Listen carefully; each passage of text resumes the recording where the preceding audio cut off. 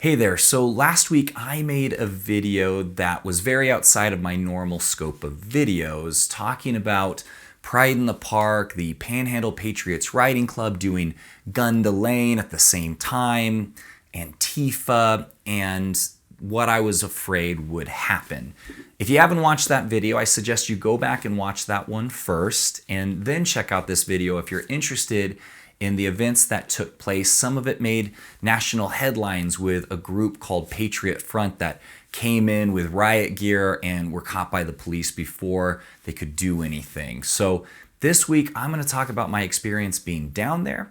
I had some interviews with some really interesting people during that event, and I plan to talk about that. I also want to talk about what the media is focusing on and what I think the media should be focusing on. And if you're not aware of what happened, definitely check out this video.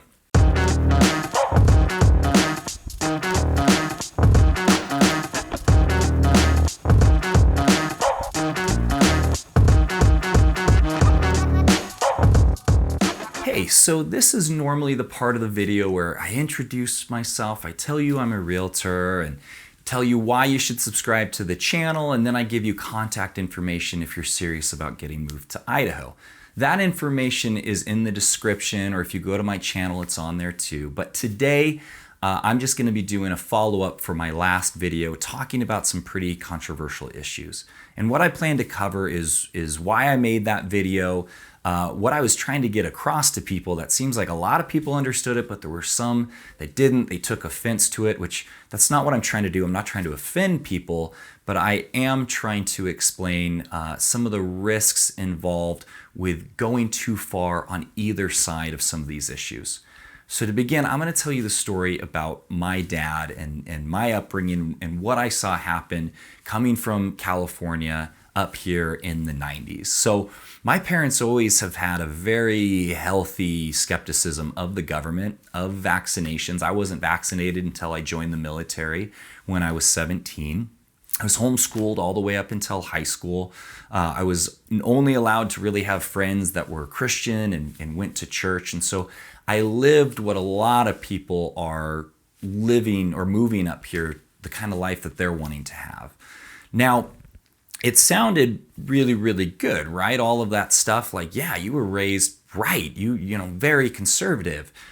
The problem came when living in Idaho and preparing for some of the dark times ahead wasn't enough for my dad. He slowly but surely could not turn off the news. Most of his conversations had to do with this stuff, and any sort of trying to balance out the information or even trying to make it make sense, because some of it was really extreme, got met with hostility to the point that he no longer has a relationship with me or my siblings. And that's the danger of living in fear. And that's what I try to warn people about, that yes, there are a lot of really crazy things going on in the world. I mean, shoot, every time I turn on the news, I myself have an issue with, like, holy cow, what is happening right now? But at the end of the day, what's really important is what's right in front of me, which is my wife, my kids, and my relationships. But obviously, I have to prepare myself for the hardships that we're definitely going to be facing in the future.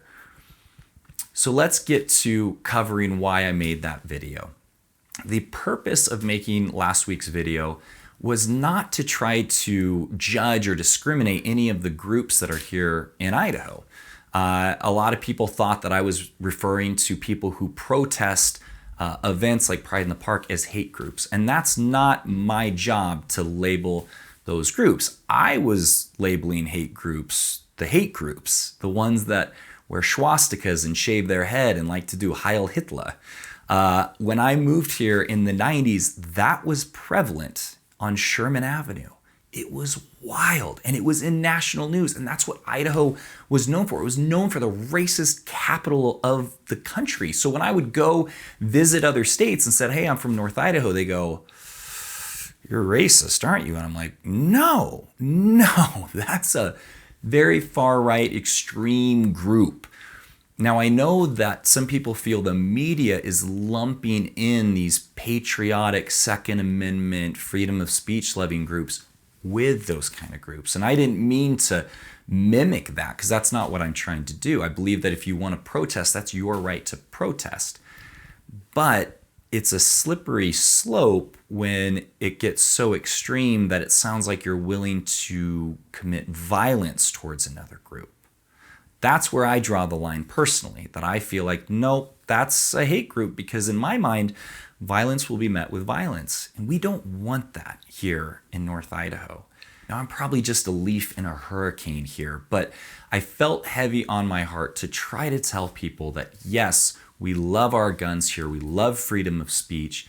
We love to be able to have discourse and talk about things. And we love the Constitution, but there are some groups here that are very highly questioned on, yes, they seem to stand for that, but it seems like maybe they stand for some other things that seem pretty extreme and we've seen before here in Idaho. So if you are one of the protesters down at that event, that's your business. You have the right to protest. How you protest, I think, does matter ultimately on whether you're protesting because it's against your religious beliefs, there's a moral standing here, and you have love in your heart towards people. And there's a difference with people who, are there to condemn and judge and bring all that darkness. That I don't agree with personally. But again, this is Idaho. You live and you let live. And really what I was trying to point out with the Panhandle Patriots Club ultimately kind of came true, which was that video that they put out. That very same day, we actually intend to go head to head with these people. A line must be drawn in the sand. Damn the repercussions. Sounded very inflammatory. And the fact that they said, damn, to hell with the consequences, I believe that that's what signaled to this other group, the Patriot Front, that's known to authorities as being a white nationalist group, that sent the flag for them to come on over because it's about to go down. Now, I know a lot of people believe that that was not real, that that's a completely staged thing. I don't know what to say about that. I was actually down there when all that happened. Do you know who they are? I don't know. Antifa or some shit. Yeah. I don't know, but they're all pretty ugly. I have the video of them opening it. Do you? And to me, it felt very, very real. And especially after doing the research that I had done, they had warned that that video that was put out by the Panhandle Patriots Club did trigger some of these other groups to want to come in. In fact, the Panhandle Patriots Riding Club put out a statement saying that these groups were going to be showing up to cause problems, to cause chaos, and they were going to, the media was going to blame the Panhandle Patriots Riding Club. Now, I need people to know who are considering moving here, this is a very, very rare event. In fact, this almost never happens because Parks and Recreation will look at permits and go, hey, we're not going to have these two events be right next to each other. Let's have them be on different days. Unfortunately, the Panhandle Patriots Riding Club did lie on their permit, so that did not give the Parks and Recreation the chance to see and change it to prevent this whole thing from happening. Now, national media is really, really focusing on one aspect of this story, the fact that this white nationalist group came to North Idaho, and I think that they're trying to paint North Idaho as being this racist place. But there's another side to this story. I was down at that event all day filming, interviewing people, and there were a couple of gentlemen that I was really, really blown away by. Now, at first, I was taken back. I went, holy crap, these guys have AR-15s and sidearms, and they look really intimidating. Now, remember, I was in the military, but still, you walk around dressed up like that, it looks like you're ready to get some action. And so, talking to them, I asked them, what are you doing down here? Now, they did not want to be on film getting recorded because of the times that we're living in. They don't want to get canceled. They don't want to have people coming after them that don't agree with their stance on Second Amendment. But what they told me, this is what really shocked me. They said, I'm down here to protect this event. I said, do you agree with what they're doing in the park? And they said, no, I don't. I'm Christian. I don't agree with this. I said, well, what are you doing then? Are you trying to intimidate them? And he goes, not at all. I hope they don't feel intimidated. I'm here to protect their right to do this in the park because there's some people that would like to stop them. I thought, holy cow, that's amazing. That's really, really cool that we have people, and that's what America, to me, used to be. The right to do what you want as long as you're not hurting anybody or breaking the law. And even if somebody disagreed with it, they went, hey, that's your right. That's your constitutional right. And I will put my life on the line to defend it. That's why I joined the military, to protect the Constitution, to protect people's rights. And as far as the Patriot Front coming to town, what I really, really love seeing is that the police, the authorities worked together and they busted these guys before anything went down. Because believe me, being down there were some tensions. There were groups down there that were very angry about Pride in the Park taking place in their town. There's people with Pride in the Park that were very, very worried that something was going to happen. And I believe that the Patriot Front, had they been able to get through and start a riot, could have caused a lot of problems. In fact, according to the news, their strategy, their plan said once they had created enough of a conflict, then they would throw a smoke grenade and get out of there.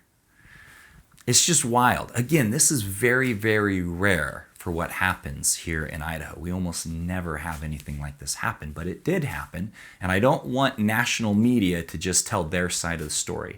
The real story is that North Idaho is not free from some of the things that are happening in the country and the world. But what's different is how our authorities and how our citizens respond to these kind of things. It's easy to think that North Idaho just wants to ban all of that stuff. But the truth is there are people here that understand the Constitution, that will protect the rights of people according to the Constitution and the Bill of Rights. And I think that's pretty dang awesome. Now, a lot of people are moving to Idaho because of what's happening in their home states, the government overstepping, the ideologies that seem to be taking over. Some of you shared your stories of your experiences with Antifa during the riots, and it is absolutely horrifying. And believe me, being down at that event, I realized, man, this was nothing compared to what some of these cities are experiencing. And I was so glad to see the citizens step up, the authorities step up and prevent any of that nonsense from taking place. But make sure if you're moving to Idaho that you have a plan to be prepared for whatever might happen. But more importantly, how to make sure that you stay balanced and keep what's right in front of you as the most important thing, which is your friends and your family. And you don't let fear take over. Now, this is probably ridiculous for a lot of people watching this going, why is this realtor preaching at me? Because I lived it. I came here in '92 and I watched my own dad go to the extreme of fear and paranoia. And you know what? Some of this stuff, he's right. So he's probably going to survive anything that happens. But I don't know if he saved his life. Because to me, not having a relationship with my kids would probably be the worst thing ever. So that's it, guys. That's the last video I'm going to do on this topic. Next week, we are going to be going back and covering some of the updates of what's happening in Coeur d'Alene. And I have plans to start traveling all over the state of Idaho to show you what this great state really has to offer. I hope you liked this video. Leave me a like, a comment in the comments section, letting me know if any of this resonated with you, or if you're like, Trent, what is wrong with you? Get back to showing us real estate stuff. Totally understand. Again, because of my experience, this weighed heavy on my heart, and I wanted to share this video with you. I'm definitely putting myself out there, and so I may or may not read these comments. Sometimes it gets a little gnarly. Until the next video, guys, I will see you later.